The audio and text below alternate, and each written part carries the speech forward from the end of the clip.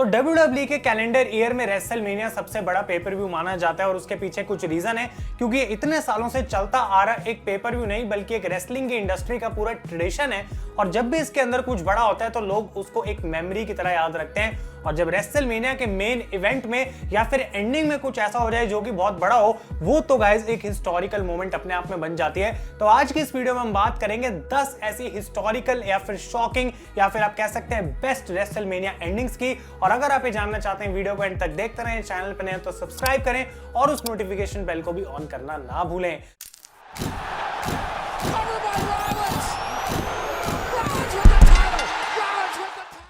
तो गाइज मैं हूं आयुष और आप देख रहे हैं रेसल इंडिया। स्वागत है आपका आज की इस वीडियो में, जो कि होने वाली है हमारी एक और नई टॉप 10 की वीडियो। अगर आपको नहीं पता तो चैनल पर ऑलरेडी हमारी एक प्लेलिस्ट है कमाल की।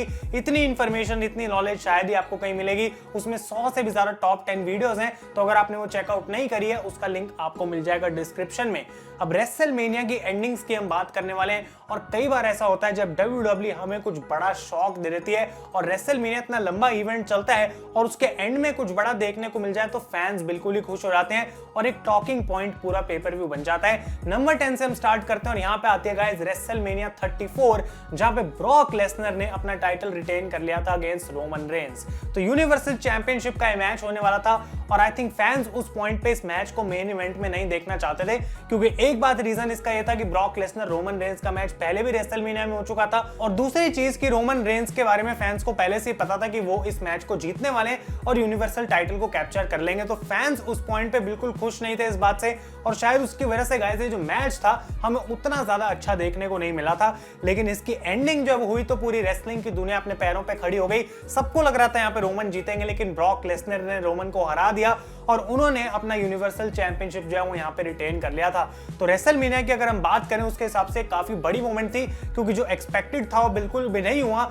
और जब भी ऐसा होता है तो गाइस वो एक शॉक बन जाता है। नंबर 9 की हम बात करते हैं तो यहाँ पे आती है रेसलमेनिया 2000, जब WWE ने सबसे पहली बार रेसलमेनिया में गाइस एक अनहैप्पी एंडिंग दी थी। जी हाँ, पहली 15 की 15 रेसलमेनियाज में WWE का एक ही लॉजिक रहता था कि शो को हम ऐसे एंड करेंगे ताकि लोग खुश हो जाएं और सारे पेपर व्यू की वो तारीफ करें, कभी नेगेटिव एंड नहीं होता था। और इस शो के मेन इवेंट में गाइस हमें WWF चैंपियनशिप के लिए एक फेटल 4-वे मैच देखने को मिला, जहां पे ट्रिपल एच अपना टाइटल डिफेंड कर रहे थे against the Rock, Big Show and Mick फोली।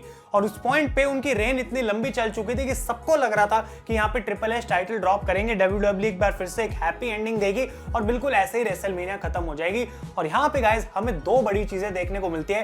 पहली बात यह कि विंस मैकमैन, जो कि ट्रिपल एच के काफी लंबे समय से एक राइवल थे, वो रॉक के अगेंस्ट टर्न कर जाते हैं, रॉक को ही धोखा दे देते हैं और ट्रिपल एच की हेल्प करते हैं to retain his WWF title.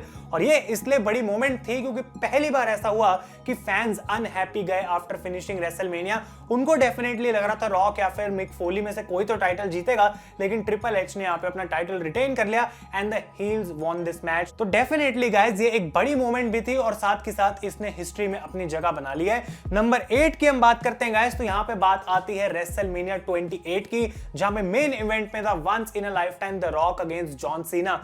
इसकी फ्यूड WWE ने 1 साल से बना के रखी हुई थी और लोग बहुत ज्यादा इंटरेस्टेड थे इस मैच के अंदर। लेकिन एक चीज थी यहाँ पे कि उनको पता था कि शायद जॉन सीना मैच को जीतेंगे, क्योंकि रॉक तो ऑलमोस्ट पार्ट टाइम ही थे, वो एक बार आ रहे थे और जिस हिसाब से पूरी फ्यूड यहाँ पे डाली गई थी लोगों को पक्का ऐसा लग रहा था कि जॉन सीना जीतेंगे।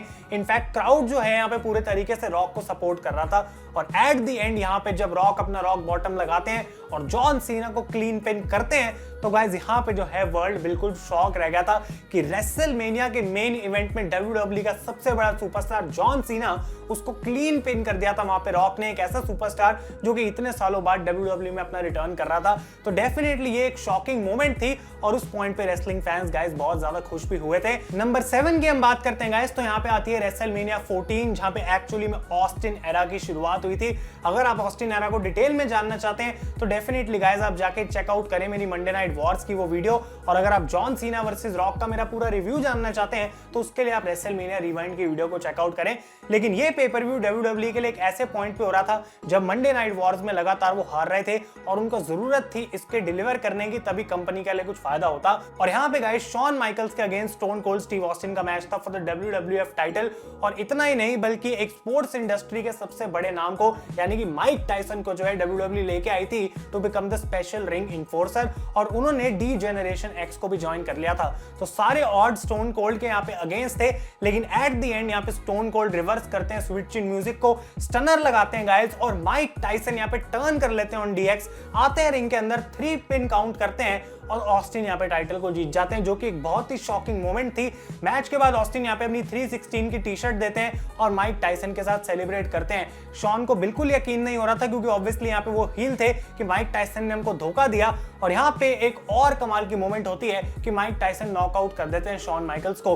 तो एक के बाद एक WWE ने यहाँ पे कमाल की चीजें दिखा दी और इस वजह से गाइस इस रेसलमेनिया की मोमेंट को बहुत ज्यादा स्पेशल माना जाता है और एक ऐसे सुपरस्टार के करियर की पीक की यहाँ से शुरुआत हुई थी, जो कि गाइस बाकी तो हिस्ट्री है। नंबर 6 की गाइस हम बात करते हैं तो यहाँ पे आता है मेन इवेंट ऑफ रेसलमेनिया 26, जिसका रिसेंटली हमने रिवाइंड करा था और यहाँ पे हुआ था करियर वर्सेस स्ट्रीक मैच, यानी कि Undertaker versus Shawn Michaels. Obviously ये 1 साल पुराने मैच का रीमैच था, लेकिन स्टेक्स यहाँ पे और भी ज्यादा हाई थे और इसी वजह से ये एंडिंग इतनी ज्यादा स्पेशल मानी जाती है क्योंकि ना ही सिर्फ एक लेजेंड की स्ट्रीक आगे कंटिन्यू हुई थी, 18-0 हो गई थी, लेकिन साथ के साथ एक लेजेंड का करियर खत्म हो गया था और वो थे the Heartbreak Kid Shawn Michaels, जिनको प्रोबेबली लोग सबसे कमाल का टेक्निकल रेसलर मानते हैं in the history of the sport. और इतना ही नहीं गाइस, ऊपर से ये जो मैच हमें यहाँ पे देखने को मिला था वो अपने आप में एक 5 स्टार क्लासिक था।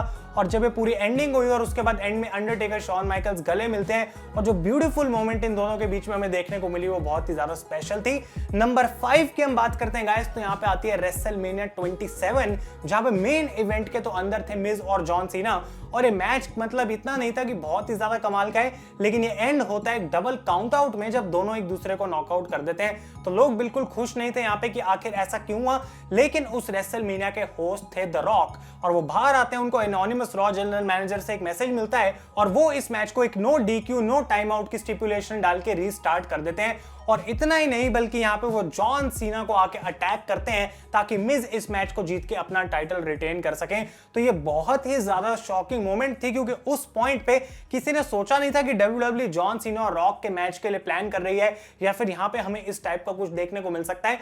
और इसी वजह से ये जो शुरुआत हुई थी इस फ्यूड की, लोग इतना ज्यादा एक्साइटेड हो गए थे और उस पॉइंट पे ऐसा फील हो रहा था जब वो शो खत्म हुआ कि इससे बढ़िया रेसलिंग की दुनिया में कुछ हो नहीं सकता। तो डेफिनेटली गाइस ये काफी शॉकिंग था। नंबर 4 की हम बात करते हैं गाइस तो यहाँ पे आती है रेसलमेनिया 33 की एंडिंग, जहां पे अंडरटेकर का मैच हुआ था रोमन रेंस के साथ। और इसी के साथ मैं आपको ये भी बता दूं कि आने वाले वेडनेसडे पे आपको इस पूरे पेपर व्यू का रिवाइंड देखने को मिलने वाला है। जी हाँ, रेसलमेनिया 33 का, तो आप उसके लिए स्टे ट्यून्ड रहे, सब्सक्राइब कर दें अगर नहीं किया। लेकिन यहाँ पे पूरी यूनिवर्स को एक शॉक लगा था जब रोमन रेंस ने अंडरटेकर को हरा दिया था।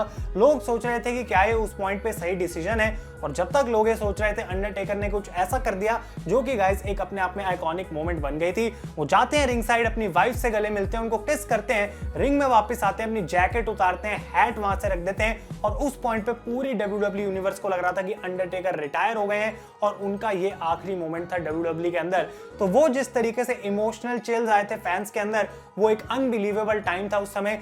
और उस पॉइंट पे गाइस बहुत से रेसलिंग फैंस रोए थे इंक्लूडिंग मी, और उसका रिव्यू भी मैं आपको दूंगा वेडनेसडे को। नंबर 3 की हम बात करते हैं गाइस तो यहाँ पे आती है वन ऑफ द ग्रेटेस्ट, या फिर बहुत सारे लोगों के ओपिनियन में जिसको माना जाता है the greatest WrestleMania in the history, और वो है रेसलमेनिया 17। और इसकी एंडिंग इतनी ज्यादा स्पेशल थी कि भाई इसको कोई प्रिडिक्ट नहीं कर सकता था। और दिस वाज ऑसम क्योंकि यहाँ पे मैच हो रहा था WWF टाइटल के लिए रॉक वर्सेस ऑस्टिन का।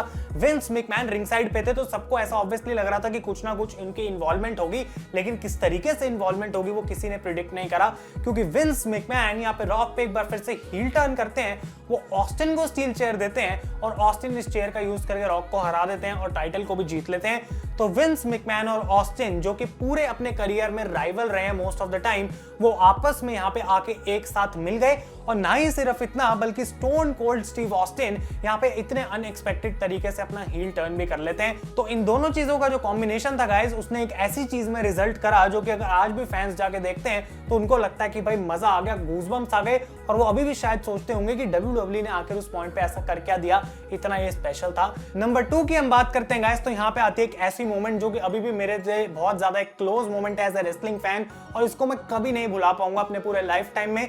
This was WrestleMania 30, Daniel Bryan winning the WWE world heavyweight title.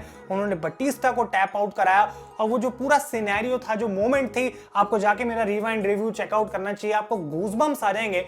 और जिस तरीके से पूरी स्टोरी लाइन लेड आउट थी कि डैनियल ब्रायन जो है वो अंडरडॉग है, वो बी प्लेयर है, वो टाइटल को नहीं जीत सकते हैं, और उनकी जो स्ट्रगल थी, उनकी जो जर्नी थी, जो फाइनली एंड हुई, जिसको माइकल कोल ने बुलाया था the miracle on the Bourbon Street, वो guys one of the greatest moments and endings है ऑफ रेसलमेनिया। और उस पॉइंट पे लोग इतना ज्यादा खुश थे और इस वजह से गाइस ये नंबर 2 पे बिलोंग करती है। और नंबर 1 पे अभी तक आपने गेस कर लिया होगा कि क्या है, और वो है रेसलमेनिया 31 की एंडिंग, जहां पे रोमन रेंस और ब्रॉक लेसनर के मैच के बीच में आ गए थे सेथ रॉलिंस, जो कि मनी इन द बैंक के विनर थे। उन्होंने यहाँ पे कैश इन करा था और इस मोमेंट को मैंने अपने best money in the bank cash in पे भी नंबर 1 पे रखा है, क्योंकि डेफिनेटली ये वहां पे बिलोंग करता है। सेथ रॉलिंस यहाँ पे बिल्कुल अनएक्सपेक्टेड तरीके से आते हैं और इस मैच में कैश इन करके वर्ल्ड टाइटल को जीत जाते हैं। तो एक ऐसा मैच था जहां पे लोग सोच रहे थे कि क्या रोमन लेसनर को हरा सकता है या फिर लेसनर रिटेन कर लेगा। मैच भी इनके बीच में अच्छा चल रहा था, लेकिन सेथ रॉलिंस आके कैश इन कर लेंगे किसी ने नहीं सोचा था, और इसको बुलाया गया था